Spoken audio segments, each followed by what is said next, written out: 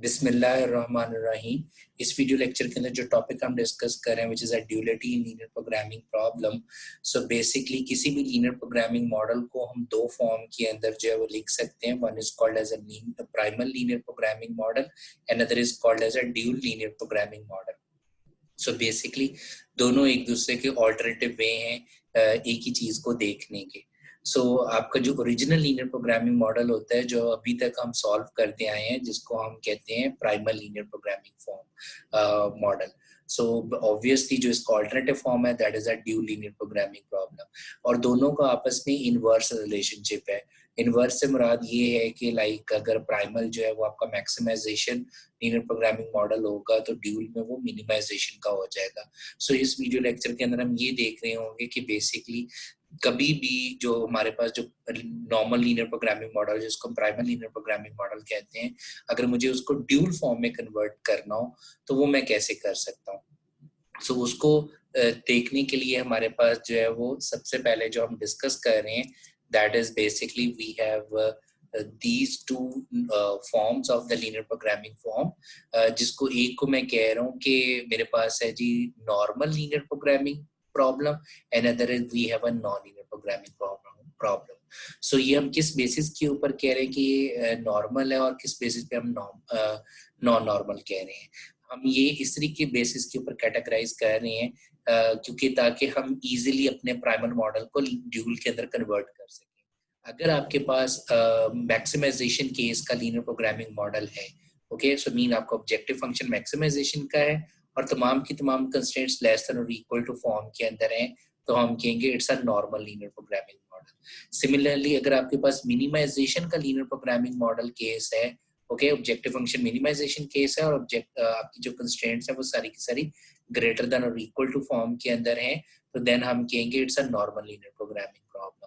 So obviously अगर आपके पास मैक्सिमाइजेशन केस है और कंस्ट्रेंट्स मिक्स आ जाए, it's a non normal linear programming model form में हमारे पास आ जाएगा।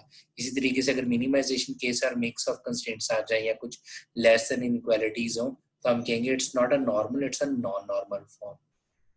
सो सबसे पहले ये हम क्यों कर रहे हैं, ताकि हम इजीली आइडिया कर सके या आइडिया डेवलप कर सकें कि how we can convert the primal problem into the dual problem. So basically याद रखिएगा कि जब भी हमने प्राइमल प्रॉब्लम को ड्यूल के अंदर कन्वर्ट करना है, हमने सबसे पहले उसको नॉर्मल लीनियर प्रोग्रामिंग फॉर्म के अंदर कन्वर्ट कर लेना है। और नॉर्मल फॉर्म अभी हमने डिस्कस किया कि जैसे अगर मैक्सिमाइजेशन केस हो तो तमाम की तमाम कंस्ट्रेंट्स लेस देन और इक्वल टू फॉर्म में होनी चाहिए, और अगर ऑब्जेक्टिव फंक्शन मिनिमाइजेशन केस में हो तो तमाम की तमाम कंस्ट्रेंट्स ग्रेटर देन और इक्वल टू फॉर्म में होनी चाहिए।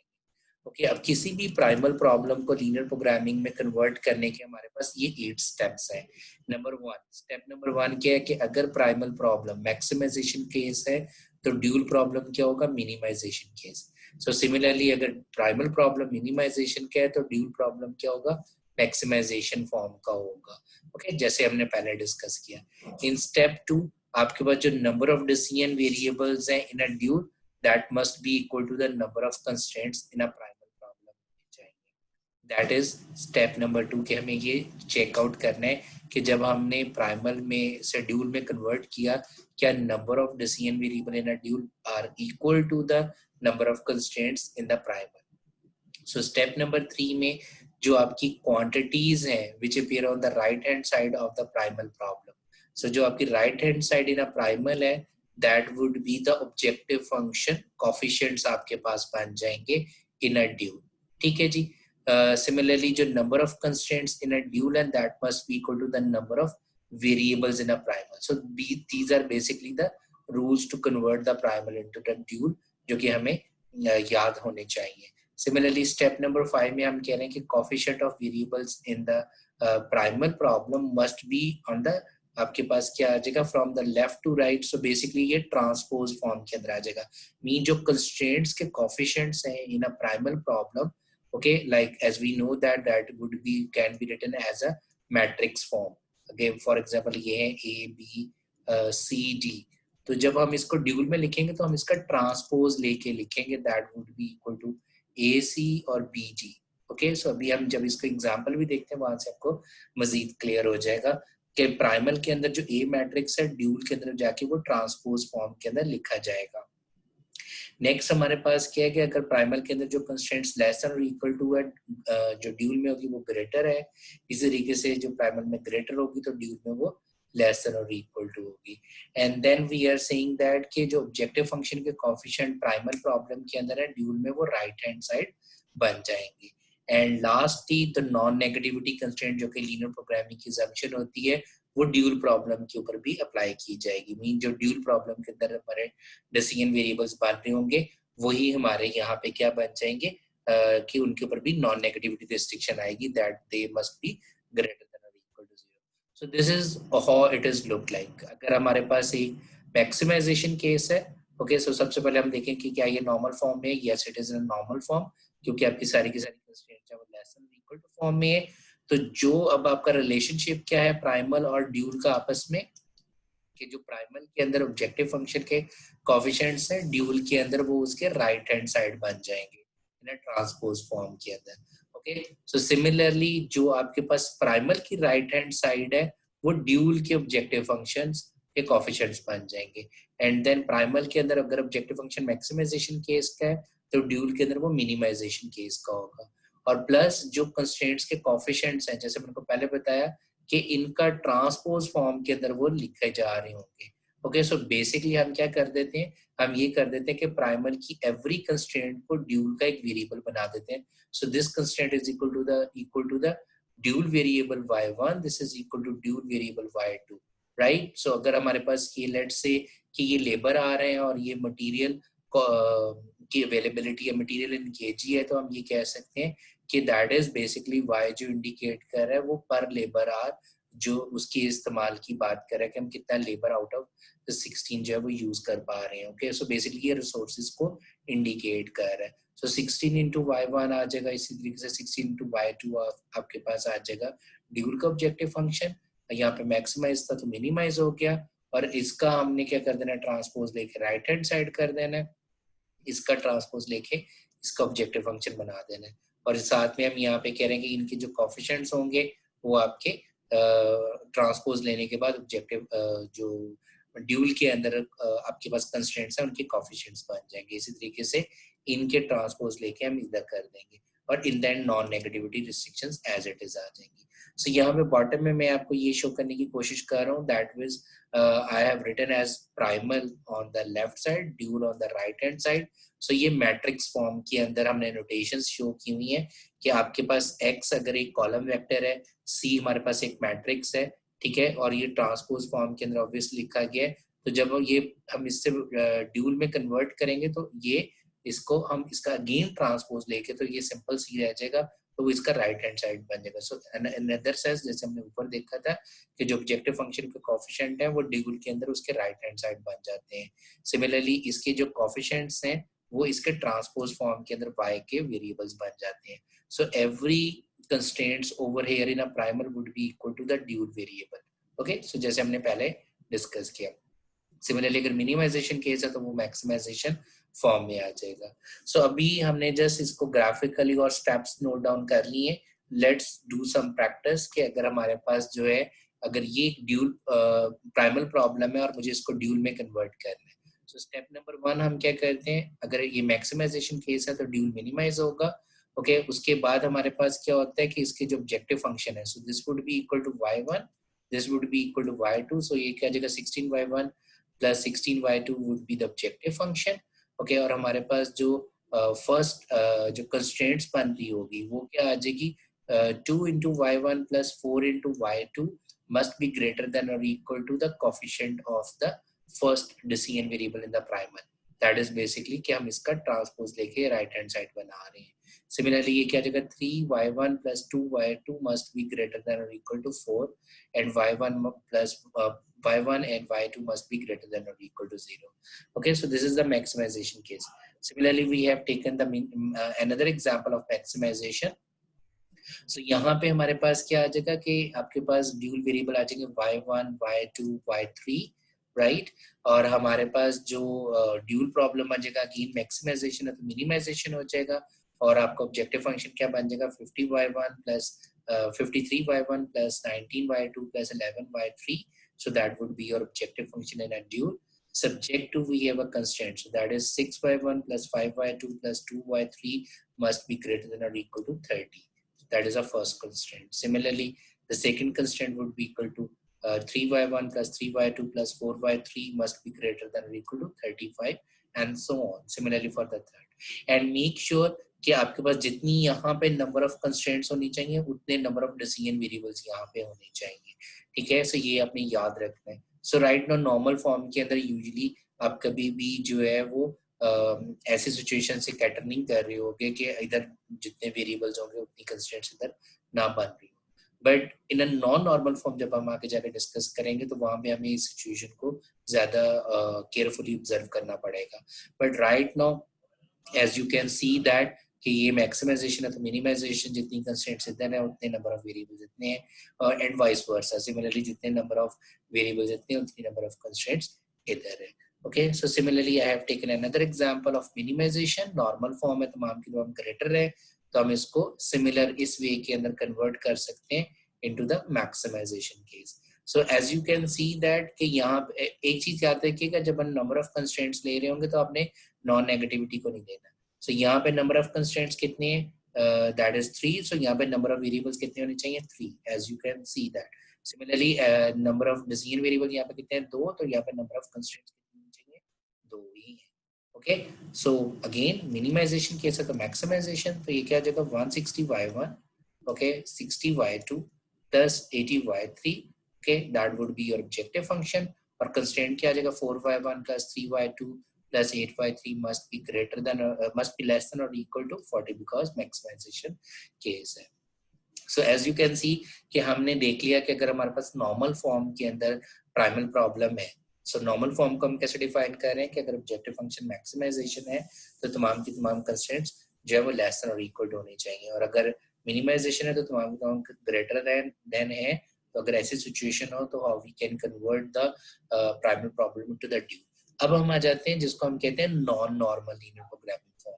सो अगर नॉन नॉर्मल है तो हमारे पास क्या है कि अगर लाइक नॉन नॉर्मल से क्या हम बनाते हैं कि मैक्सिमाइजेशन है तो कंस्ट्रेंट्स मिक्स आ जाए, या आपके पास मिनिमाइजेशन है तो कंस्ट्रेंट्स मिक्स हो जाए, तो हम क्या करेंगे सबसे पहले उसको नॉर्मल फॉर्म में कन्वर्ट करेंगे। सो नॉर्मल फॉर्म में कन्वर्ट करने का तरीकेकार क्या है कि अगर मैक्सिमाइजेशन केस का प्रॉब्लम है तो अगर तो आपके पास जो है वो लेस देन और इक्वल टू कोई कंस्ट्रेंट है तो हम कोई चेंज नहीं उस कंस्ट्रेंट में करेंगे।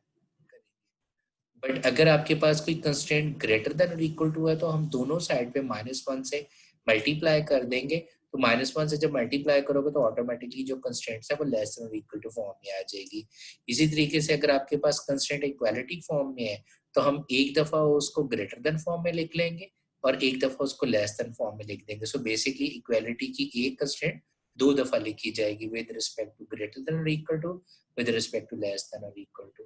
और जब हम जो हमारे पास ग्रेटर देन वाली इनक्वालिटी होगी उसको नॉर्मल फॉर्म में कन्वर्ट करने के लिए विद रिस्पेक्ट टू मैक्सिमाइजेशन -1 से अगेन दोनों साइड में मल्टीप्लाई कर देंगे तो वो आपके पास नॉर्मल फॉर्म में कन्वर्ट हो जाएगा। And secondly, unrestricted in a signed decision variable. So अगर आपके पास कोई decision variable unrestricted है, that mean जाहिर बात है जब इक्वालिटी फॉर्म होगी तो वो अनरिस्ट्रिक्टेड की तरफ जा रहा होगा। सो वो भी हम एग्जांपल के जरिए भी देखते हैं कि वो कैसे है। सो अनरिस्ट्रिक्टेड मीन कि वो नेगेटिव वैल्यू भी ले सकता है, पॉजिटिव वैल्यू भी ले सकता है। तो हम उस अनरिस्ट्रिक्टेड इन साइन वेरिएबल को रिप्लेस कर देंगे with the help of these two variables xi dash minus xi double dash. So that mean इसकी वैल्यू पॉजिटिव होगी, इसकी वैल्यू लाजमन नेगेटिव आ रही होगी। सो नेगेटिव आएगी तो वो उसको हम पॉजिटिव करेंगे क्योंकि आपके पास जो है decision variable must be greater than और इक्वल टू 0 होने चाहिए। That is the assumption of the linear programming problem. Similarly in minimization case, so अगर लेस देन है तो हम -1 से मल्टीप्लाई करके ग्रेटर देन कर देंगे, अगर ग्रेटर है तो कोई चेंज नहीं करेंगे। इक्वालिटी में हम सेम इन्हीं स्टेप्स को रिपीट कर रहे होंगे और अनरिस्ट्रिक्टेड में भी इन्हीं स्टेप्स को रिपीट कर रहे होंगे।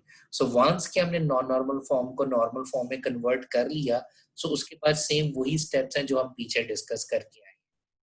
ओके, प्लस हमने वो देखा है कि अनरिस्ट्रिक्टेड साइन वेरिएबल को कैसे डील करना है। सो अब हम एग्जांपल करते हैं ताकि हमें मजीद क्लियर हो जाए। ओके, सो हमारे पास जो फर्स्ट एग्जांपल है that is maximisation case. z is equal to we have 4 decision variable और 2 कंस्ट्रेंट्स हैं। सो एक इक्वल टू है, एक लेस देन है।